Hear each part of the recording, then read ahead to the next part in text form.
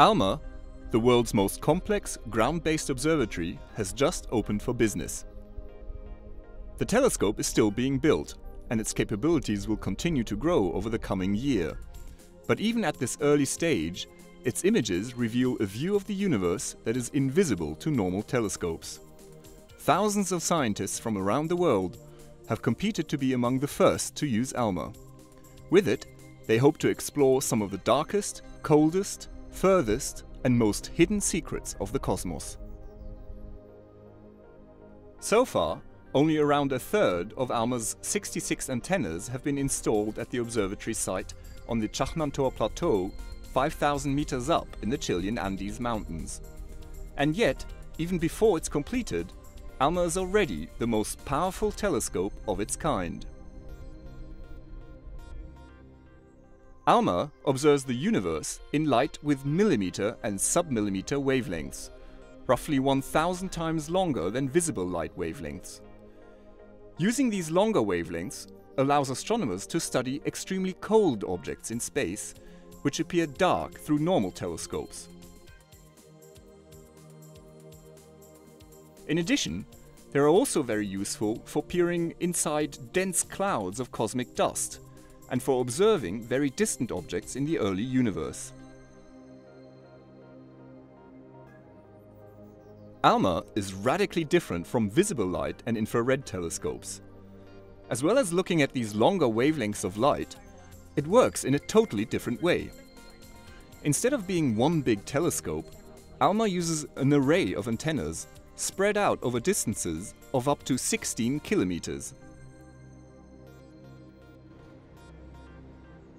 The views from each antenna are combined into one image by one of the world's fastest special-purpose supercomputers, the ALMA correlator, which can perform 17 quadrillion operations per second. Because of this, pictures from ALMA look quite unlike more familiar pictures of the cosmos.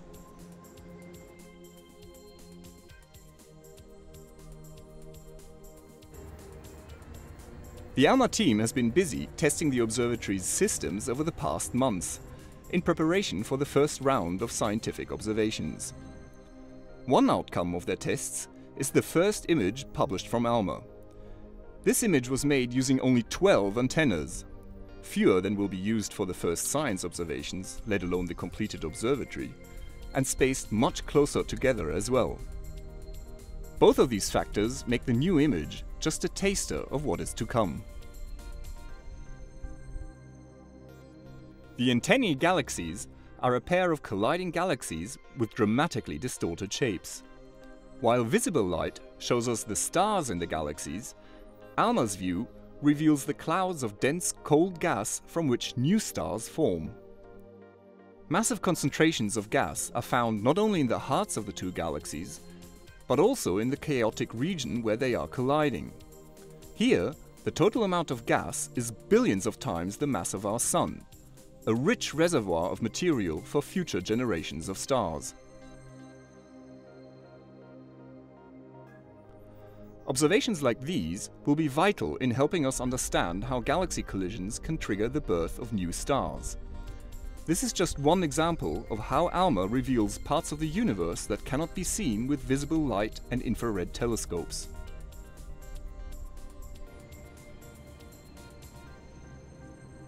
Over the coming year, the sharpness, speed, and quality of its observations will increase dramatically as more antennas become available and the array grows in size. But even with only part of the array in operation, this is already the best submillimeter wavelength image ever made of the antennae galaxies. ALMA could accept only about 100 or so projects for this first 9-month round of observations.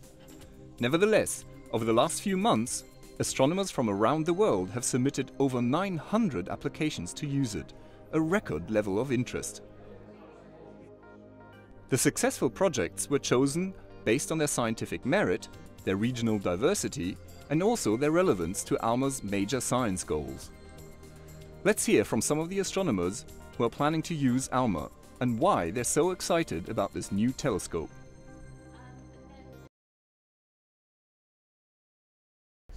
One of the main reasons we're building ALMA is to study the birth of the solar system, in essence.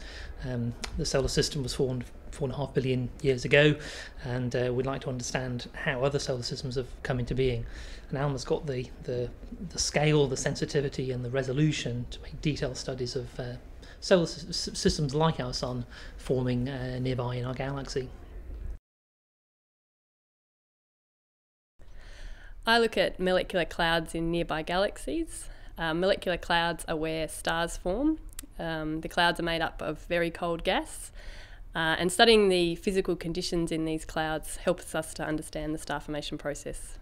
Currently we can study molecular clouds only for very nearby galaxies, out to about 30 million light years. With ALMA we'll be able to study individual clouds in galaxies much, much further out. ALMA is going to be a very important instrument to teach us about the physics that go on around the black hole in the center of the Milky Way galaxy.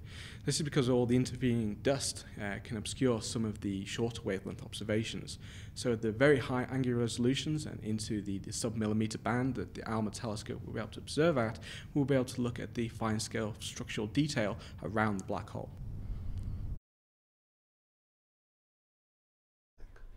Well, we know of some galaxies that exist in the faraway universe that are only seen in certain wavelengths. So, for example, we know about radio galaxies that are not observed in any other wavelength, even with the most powerful telescopes. And we have been waiting for ALMA to give us the possibility to understand what these galaxies are and what is happening in them. Building work by ALMA's partner organizations from Europe, North America and East Asia will continue during the first science observations. By 2013, the observatory will be complete and will feature 66 antennas spread out over distances of up to 16 kilometers. By unfolding its enormous observational potential, ALMA will revolutionize many areas of astronomy and will provide us with profound insights into the universe.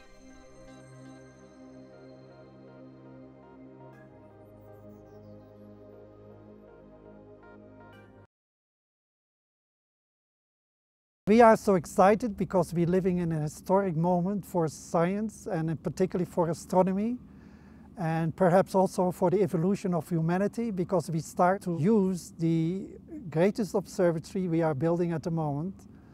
This start really marks the potential of this observatory that is under development. We start with about a quarter of the antennas that will be ultimately in the array. And already with this quarter of the observatory we can do groundbreaking science. It is the work of more than 10 years of effort by hundreds of scientists and engineers, and this is all coming together here in the north of Chile, in the best place for making these observations. Without this global collaboration we would not be able to build this ALMA. It combines the best expertise from the three partners. It combines the best place for making these observations. So altogether we really have a unique, truly most advanced observatory. ALMA operates at wavelengths that penetrate through the dust and gas clouds and can see in the core of these clouds where stars are being formed. So ALMA will be able to demonstrate that certain models of star formation are indeed correct or not correct. And in comparing the observations with the models, we will find out how we have to modify the models, or we will come to very new discoveries.